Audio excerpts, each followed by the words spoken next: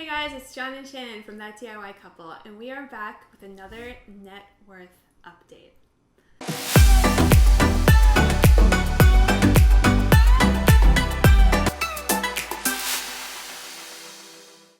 If you guys have been following along on this series, you've seen how we've gone from being recent college graduates in 2008 with a ton of debt, incurring more debt to go to law school, and now moving our way up through positive net worth on our way to financial independence and hopefully early retirement.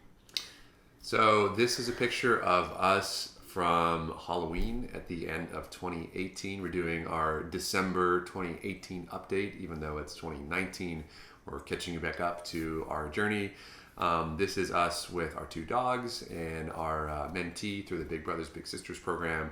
We're having a really fun time at Halloween. And I'm dressed as Dr. Strange, which is an awesome character, just to say that. And then you were dressed as Lady Thanos. Lady Thanos. Who's a great character also. And Ja is dressed as a skeleton. Yep. And the boys, our dogs, are dressed as Superman and Captain America, I believe. Correct. So, a little Marvel DC there, but it's okay. So here we go, guys. Let's get into what we owe, our debts. So starting with student loans, in June of 2018, we owed $270,000 on my student loans from undergrad and law school. And by December of 2018, we had paid off another $5,000, reducing that to $265,000 owed. Our car loan, finally nearing the end of our 4 or 5 year repayment for this loan. I can't even remember what it was initially, but we were at $9,000 the middle of 2018. By December 2018, we're at $6,000. Our loan was finally paid off by the beginning of 2019. Again, we regret buying a new car and having a car loan, but we're nearing the end of it. The biggest huge thing for us by the end of 2018 is that we were almost entirely out of credit card debt, which has been a tremendous journey for us. You saw that number balloon in 2014, 2015. We had been not even refinancing, balance transferring credit card debts to 0% APR cards, all sorts of stuff in a way to not to pay interest on it. But in 2018, end of 2017, 2018, we decided that it was a really big priority for us to not have credit card debt anymore. And by the end of 2018, we were essentially out of credit card debt, which was very, very exciting for us. So we paid off about $50,000 in that year, which was pretty good. The total year, yeah. So this is the difference right here is half a year. So if you look at the beginning of 2018, the end of 2018, it's about $50,000 in credit card debt, which is awesome. So it was $25,000 in June, and we had gotten it down to $5,000 in December. We weren't paying our primary resident house mortgage back with any speed. So this is just, the decrease is just our normal monthly payments as they're applied to our principal. And debt on investment properties, I think that we might have acquired one other investment property during this time, and that accounts for the increase in debt. But so that went from $1.2 million in June of 2018 to $1.4 million in December of 2018. So the total difference in our debts from 2018, in June of 2018, our debts were at $1.8 million, and at the end of 2018, December, our debts were around $1.9 million. Okay, that's the screen that I don't like. I don't like being almost $2 million in debt. No, that's not great. But we look next to the assets slide. So in June of 2018, our checking account held about $25,000, and in December of 2018, it held about $30,000, which is kind of where we like to keep it. With all of the investment properties, it's important for us to keep a good, healthy emergency fund, which is easily accessible in case of emergencies. As we talked about in our last video, we made a decision at the end of 2017 that we'd contribute to Shannon's 401k, primarily because her job at the time had 401k matching, which we hadn't had for the whole time she'd been working. So we continued that idea throughout the rest of 2018. We started contributing monthly or by paycheck, which is how most people contribute to 401k. So by the end of 2018, we had about $20,000 in Shannon's 401k account, and at the beginning of 2018 we had essentially zero. So that's a huge great thing that we're excited about doing in 2018. I think that right at the end of the year too, we opened up a backdoor Roth for both you and me, and put in like a little bit of money, just like $500 or something. I think we might have done that also. Yeah, the value of our investment properties increased a little bit. I think we acquired one new property this time period and a little bit of appreciation on our existing properties. So that went from about $2 million to about $2.25 million. You can watch some of our previous videos when we talk a little bit about our investment properties and our strategy. We have other videos about real estate, and we'll do more videos about real estate investing. But this is obviously one of the biggest drivers of our change in net worth, because on $2 million, even a somewhat small change has really big ramifications for our net worth. So even though I said a little bit, it's still over $200,000 that it changed in the 6-month period of time. So the property that we bought is actually the property right next to our then primary residence. So we bought our house as a foreclosure in 2016. The house next to us, which is the identical house, like truly identical, just mirror image, was foreclosed on right when we bought our house. Very rare in our neighborhood to have foreclosures, let alone two houses next to each other. But one of the reasons why we bought our house in 2016 was we thought, wouldn't it be cool to buy the house next to us and have a super big backyard whenever that house actually goes through the foreclosure process. So it did finally. At the end of 2018, we bought that house, but we bought that house for a lot more than we had bought our house for, and that our house had appraised for.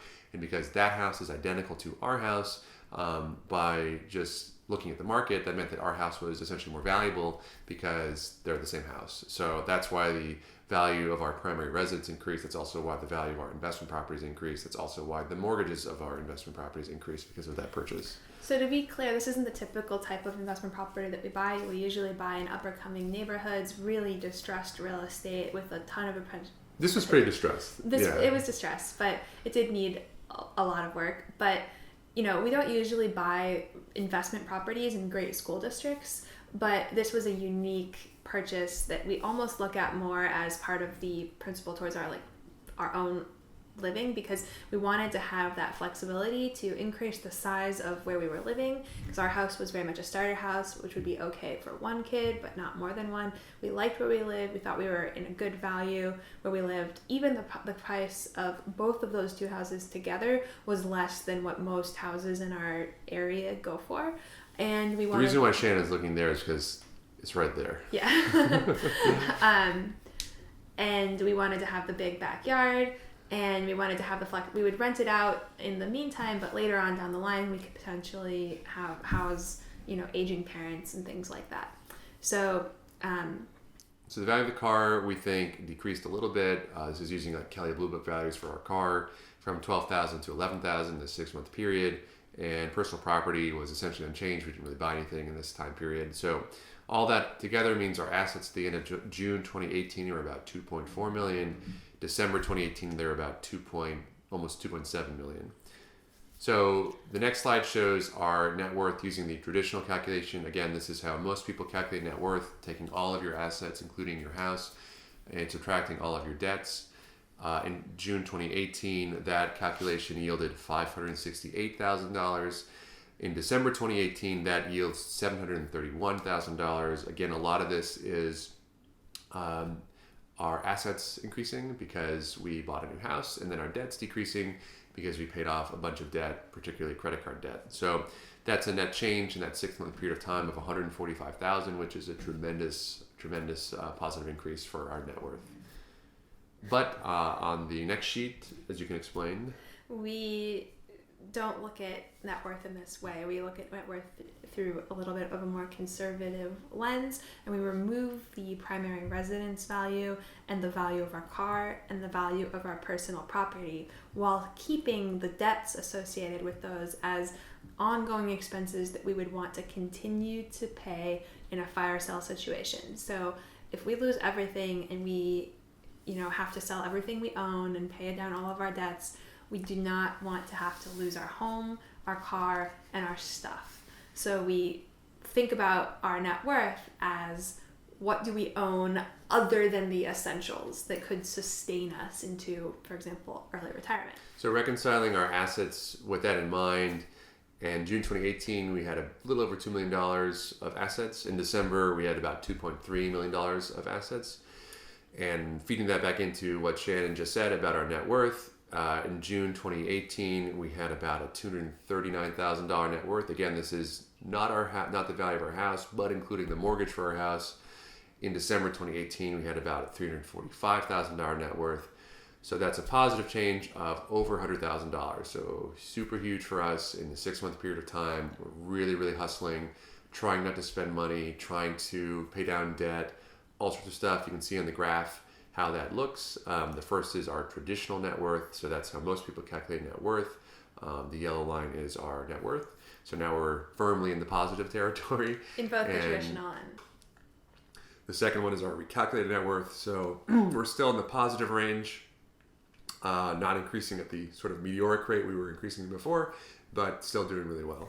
So I want to just pause and say that I understand that these numbers might seem insane for people who are in a lower income job, but the principles remain the same, right? So it's a lot to increase your net worth by $100,000 in 6 months. That would not be possible if we weren't highly compensated professionals who were, making smart investments in assets that are appreciating rapidly. But whether it's $100,000 or $10,000, the principles remain the same.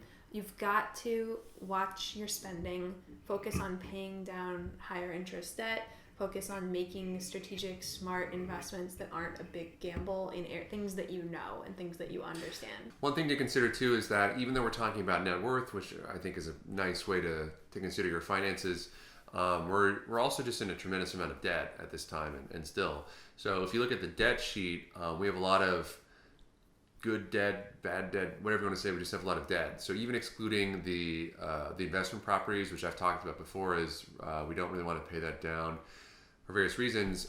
We do really want to pay down things like our credit card debt, our student loan debt, and the mortgage on our house. And those are all very high. So just looking at that alone, you could say that's not great. I mean, yes, we could liquidate a lot of our real estate investment and pay that down faster.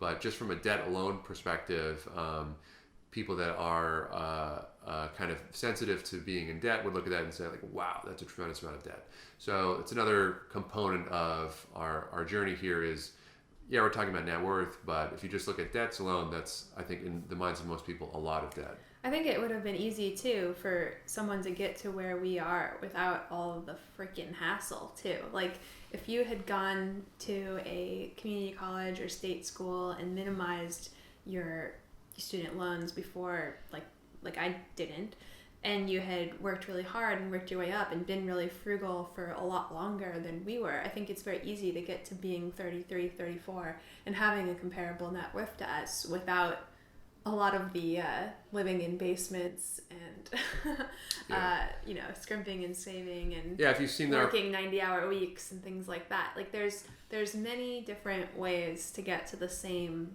place. For sure. Yeah. And our net worth could be a lot lower if we were, and we could still be feeling like pretty good about ourselves if our expenses were lower. Like there's lots of ways for us to improve, and there's lots of ways that this could be done better. But we're sharing our journey in the hopes that it's helpful for somebody. And as some of you guys know, we are aiming for what's called FatFIRE, which is the idea that we want to be financially independent and have the ability, although not necessarily actually pull the trigger, on retiring early.